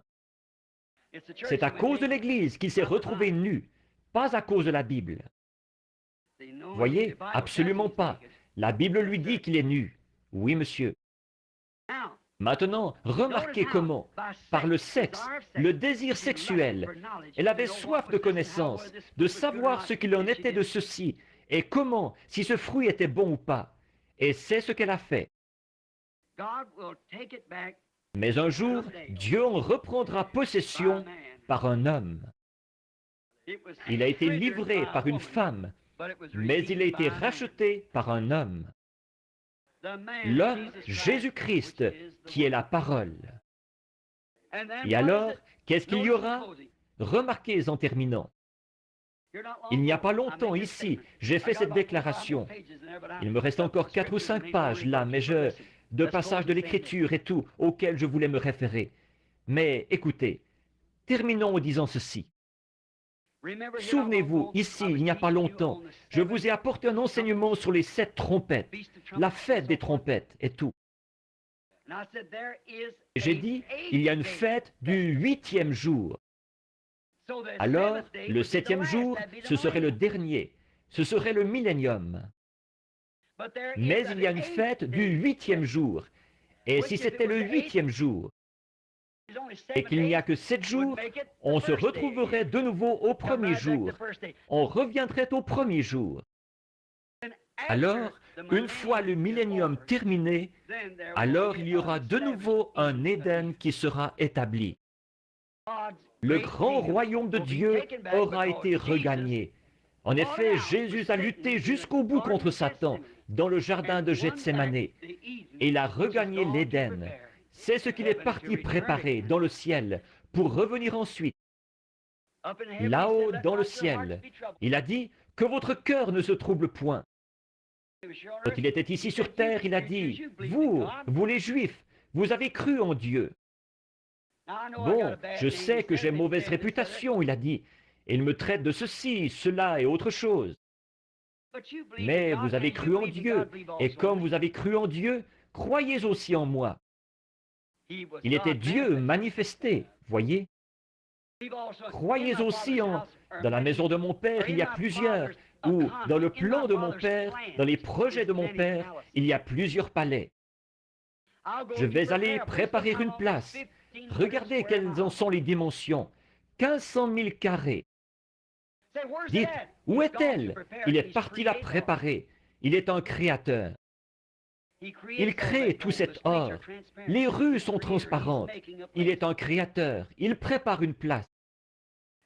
Dans Apocalypse 21, il a dit, « Et moi, Jean, je vis descendre du ciel, d'auprès de Dieu, la ville sainte, la nouvelle Jérusalem. » La mer n'était plus. Le premier ciel et la première terre avaient disparu.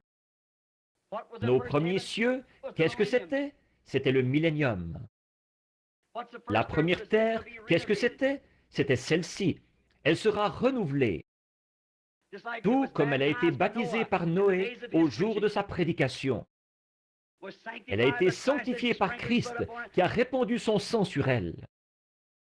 Et elle sera renouvelée, débarrassée de tous les microbes et de tout le reste lors du renouvellement à la fin par un baptême de feu qui tuera tout microbe, toute maladie, toute affection, toute saleté qui ait jamais existé sur terre. Elle surgira, une nouvelle terre paraîtra. Puis je vis un nouveau ciel et une nouvelle terre. Le premier ciel, cette première terre avait disparu, et la mer n'était plus. Et moi, Jean, je vis descendre du ciel, d'auprès de Dieu, la ville sainte, la nouvelle Jérusalem. Là, Dieu sera avec ses attributs véritables, ses fils et ses filles, là où il pourra communier avec eux dans la sainteté, leurs yeux aveugles à tout péché. À partir de ce moment-là, il n'y aura plus jamais de péché. Faisons tous nos efforts.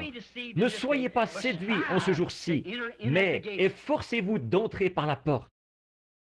Car tous ceux qui seront laissés dehors seront impudiques, convoiteurs. Quiconque regarde une femme pour la convoiter a déjà commis un adultère avec elle. Tous ceux dehors seront les femmes de mauvaise vie, les hommes de mauvaise vie et tout. Et seulement ceux qui sont rachetés et qui se trouvent dans le livre de vie de l'agneau entreront par la porte. Alors, efforcez-vous, mes amis, ne soyez pas séduits en ce dernier jour. C'est une époque de grandeur. Tout le monde a de l'argent. Tout le monde peut faire ceci et tout le monde peut faire cela. Et l'argent qui rentre de partout, et les grosses voitures et tout. Il n'y en aura pas une seule dans cette ville-là. Il n'y aura pas une seule voiture, pas un seul avion. Non, ce sera une civilisation complètement différente. Ce sera de nouveau une civilisation, non pas de connaissance, non pas de science, mais d'innocence et de foi dans le Dieu vivant. Efforçons-nous d'y entrer. En effet, c'est là mon seul but, c'est d'entrer un jour dans cette ville et de me retourner tout simplement, vous voir venir avec moi, chacun de vous, marchant au pas, alors que nous chanterons « Quand les élus traverseront ». Je veux être du nombre quand les élus traverseront. Prions. Cher Père Céleste, comme les jours arrivent à leur fin et que nous voyons que c'est tout près, que la promesse est près de se réaliser, nous te prions, Dieu bien-aimé, d'imprimer cela sur nos cœurs pour que nous ne fassions pas d'erreur. Dieu bien-aimé, garde notre conscience pure. Garde nos cœurs voilés, Seigneur, nos yeux voilés aux choses du monde et aux choses vaines du monde, à la vaine gloire que l'on tire à devenir un grand personnage. Peu importe combien grands ils sont, tous les rois, les monarques, les potentats et tout le reste devront périr. Et ils ne ressusciteront pas à la première résurrection. En effet, il est écrit, « Heureux et saint celui qui a part à la première résurrection. La seconde mort n'a point de pouvoir sur lui. » Ô Dieu, la seconde mort, la mort spirituelle, n'a point de pouvoir. Il est racheté. Ô Dieu, de penser qu'à une certaine heure, quelqu'un ira rendre visite à quelqu'un d'autre et il sera enlevé. De deux dans un lit, j'en prendrai un et j'en laisserai un. De deux dans un champ, j'en prendrai un et j'en laisserai un. Ô Dieu, aide-nous à être purs devant toi, Seigneur. Quoi que les hommes puissent penser de nous, quoi que les autres puissent dire. Seigneur, que nos conversations soient saintes, qu'elles soient assaisonnées de la parole de Dieu. Des paroles tellement à propos, Seigneur, qu'aucune fraude ne puisse être trouvée en nous. Alors que nous plaidons face à nos propres erreurs, que le sang de Jésus-Christ se tienne entre nous et Dieu. Qu'il abaisse le regard sur nous à travers le sang de Jésus. Non pas à cause de notre propre justice, ni de qui nous sommes, de ce que nous avons fait, mais uniquement à cause de ses mérites à lui. Ô Dieu, accorde-le. Que pas un seul de ceux qui ont été assis ici ce soir et qui ont entendu le message, que pas un seul d'entre eux ne soit perdu, du plus petit enfant à la personne la plus âgée. Que leur saint désir se porte uniquement vers Dieu et sa parole. Nous ne savons pas à quelle heure il pourrait paraître, ou à quelle heure il pourrait nous appeler à rendre des comptes là-haut au jugement. Nous ne savons pas à quelle heure il pourrait, pour ainsi dire, retirer notre carte du fichier. Dire, c'est l'heure de rentrer à la maison, tu dois partir. Ô Dieu, aide-nous à rester purs, accorde-le Seigneur. Puissions-nous vivre jusqu'à la venue du Seigneur, si c'est possible. Puissions-nous faire tout en notre pouvoir, avec amour et compréhensif. Comprenons que Dieu cherche partout dans le monde aujourd'hui pour trouver toutes les brebis perdues. Puissions-nous avoir pour ces gens des paroles assaisonnées de prière, d'amour et de la parole de Dieu, afin de pouvoir trouver cette dernière brebis, pour que nous puissions rentrer à la maison et quitter ce vieil Éden de Satan ici-bas, Seigneur. Celui-ci est bâti entièrement sur la convoitise et les belles femmes, comme le monde les appelle, avec la publicité qu'ils font là. Nous faisons de la publicité. Venez, nous avons besoin de jeunes hommes avec de la confiture sur le visage et de jolies filles en short. En plein sur nos ondes de radio et de télévision, et de la souillure de toutes sortes, et du barbouillage et Hollywood. Toutes sortes de robes sexy, sales, dégoûtantes pour les femmes. Et les hommes qui se font pervertir, qui adoptent l'habillement de la femme, et qui se coupent les cheveux comme les femmes, et les femmes comme les hommes. Ô Dieu, quelle heure terrible que celle où nous vivons. Oh, viens, Seigneur Jésus, viens. Viens, Seigneur, purifie-nous par le sang, éloigne de nous toute souillure et toute fraude, que nous vivions, Seigneur, que nous vivions sous le sang, constamment devant toi. C'est le désir de notre cœur et notre prière sincère. Dieu bien-aimé, posé sur cette est où c'est la chair ce soir, où l'évangile a été apporté. Seigneur, des mouchoirs et des petits paquets destinés à ceux qui sont malades et affligés ont été posés ici. Que la prière de la foi, Seigneur, jaillisse de notre cœur maintenant devant toi. Aussi, Seigneur, s'il y a quelque impureté en nous, Seigneur, prends, emmène-nous au jugement maintenant. Nous implorons ta miséricorde. Montre-nous où nous agissons mal, Seigneur, pour que nous puissions demander que le sang soit appliqué pour nous purifier. Guéris ces gens qui sont malades et rétablis-les, Père. Où que ce soit, où qu'ils aillent, qu'il en soit ainsi, Père. Donne-nous de te servir avec détermination, toi et toi seul. Accorde-le, Seigneur. Accorde un voyage en toute sécurité à ces chers gens qui rentreront chez eux. Merci d'avoir guéri les gens. Le petit garçon de sœur Shepherd et de frère Shepherd qui s'est blessé à bicyclette, je prie qu'il n'y ait aucune suite fâcheuse. Le petit garçon qui roulait à bicyclette, je prie que tout aille bien pour lui. Nous te remercions pour la guérison de ces autres personnes que nous t'avons demandées. Et nous savons que ce que nous demandons, nous le recevons, parce que nous avons confiance en celui qui a fait la promesse. Donne-nous ta grâce, Seigneur, et pardonne-nous nos péchés. Nous le demandons au nom de Jésus-Christ. Amen. L'aimez-vous? Le croyez-vous? En avez-vous par-dessus la tête du royaume de Satan? Croyez-vous que ce sera bientôt le millénium, son millénium à lui, le sien, son Éden à lui? Croyez-vous qu'il est en train de prendre forme aujourd'hui? Regardez, tout repose sur le côté intellectuel. Tout, il faut que tout soit prouvé par la science avant que les gens y croient. Et vous ne pouvez pas prouver Dieu par la science, vous devez l'accepter par la foi. Car il faut que celui qui s'approche de Dieu croie que Dieu existe et qu'il est le rémunérateur de ceux qui le cherchent. Ô Dieu, je ne veux rien connaître d'autre que le sang de Jésus-Christ qui me purifie du péché. Je ne connais rien sinon Jésus-Christ. Comme Paul l'a dit autrefois, je le dis moi aussi ce soir, je ne connais rien parmi vous sinon Jésus-Christ et Jésus-Christ crucifié.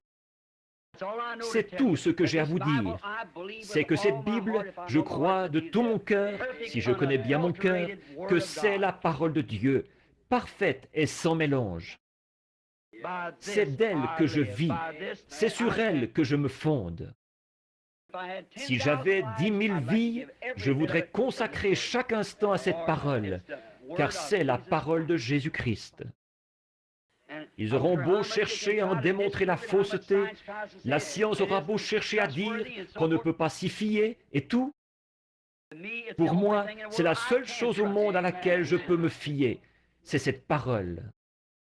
Il est à moi, je l'aime, pas vous.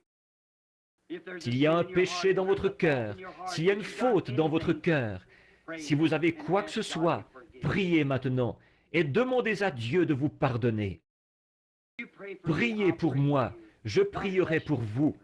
Que Dieu vous bénisse, c'est ma prière.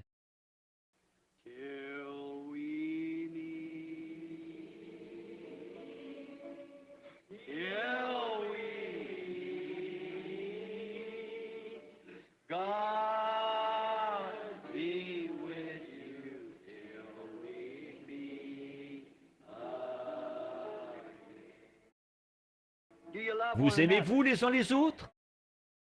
Jean a dit, petits enfants, aimez-vous les uns les autres.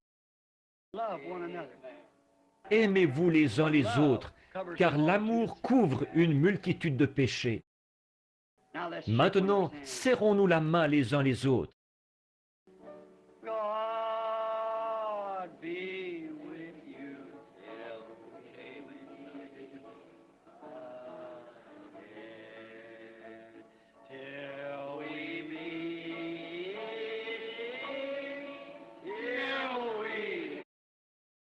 Maintenant, soyez bons les uns vers les autres.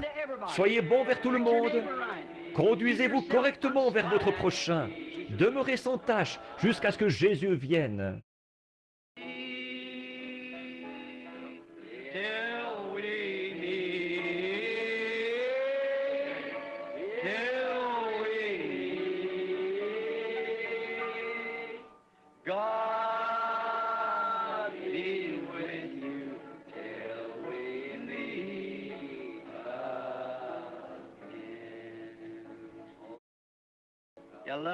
L'aimez-vous? C'est ma prière. Priez pour moi, je prierai pour vous. Je dois maintenant rentrer à Tucson. Et je prie Dieu de vous bénir tous. De là, j'irai au Canada et je reviendrai au Colorado, continuellement d'un endroit à l'autre, voyez-vous. Jusqu'à ce que Frère Tony est là-bas et une chose extraordinaire est arrivée. Tout près du Vatican même, à Rome, ils réclament un réveil, une série de réunions, que je me rende là-bas pour tenir un réveil, à Rome, à Rome. Il en arrive justement, les gens sont tous d'accord. Il y a un grand stade là-bas, des milliers de places assises. Ils veulent que j'y aille pour un réveil. Ils veulent voir la gloire du Seigneur dans le ministère. Je ne sais pas, je dois prier à ce sujet, voir ce que le Seigneur me dira. Oh là là, souvenez-vous, prions tous ensemble. We're watching for the coming of our blessed Savior. Lo and behold, the fig leaves now becoming green. The gospel of His kingdom has gone to every nation, and we're near the end can be seen. Is that right? Then gladly away we'll herald the message of His blessed appearing. Soon He's coming in glory to tell to one and all. Then awake ye saints of the Lord while slumber when the end is nearing. Let's get ready for that final call. Elle reviendra de l'ouest et reprendra sa chevauchée un de ces jours. Souvenez-vous-en, assurément, c'est exact.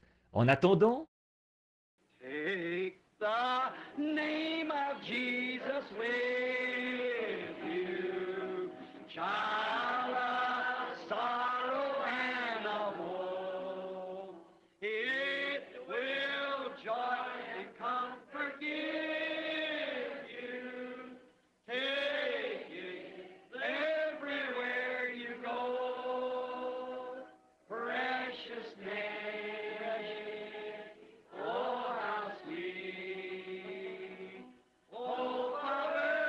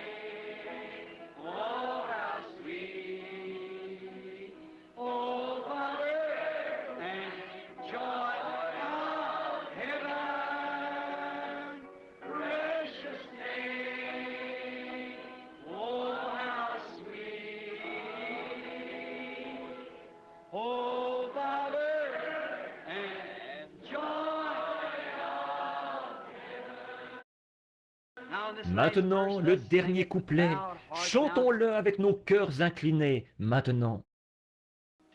Revêt-toi du nom de Jésus comme d'un puissant bouclier. Et quand les tentations surviennent, ces choses du royaume de Satan, voyez-vous, murmure simplement ce saint nom en priant, c'est tout. Ensuite, éloignez-vous. Ça marche, je l'ai essayé. Maintenant, croyez-le simplement, parce que ça va marcher. Murmurez simplement son saint nom en priant. The name of Jesus with you as a shield from every snare. When temptation round you, yeah. What do you Vous faites alors? Just breathe in holy name. The veil will come over your face and precious name, precious name. Oh, how sweet. Oh, on earth and joy of heaven. Precious name. Oh, how sweet. Oh, on earth and joy of heaven. Maintenant, courbons la tête pendant que je demande à frère Biller, au fond, de venir sur l'estrade.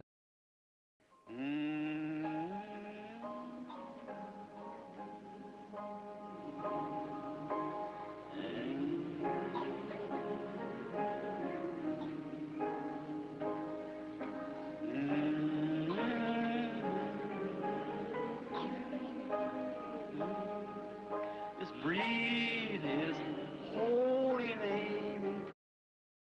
Si vous voulez bien terminer, frère Biller, si vous voulez bien terminer par la prière ce soir. Precious name. Hope of earth and joy of heaven. Precious name, precious name.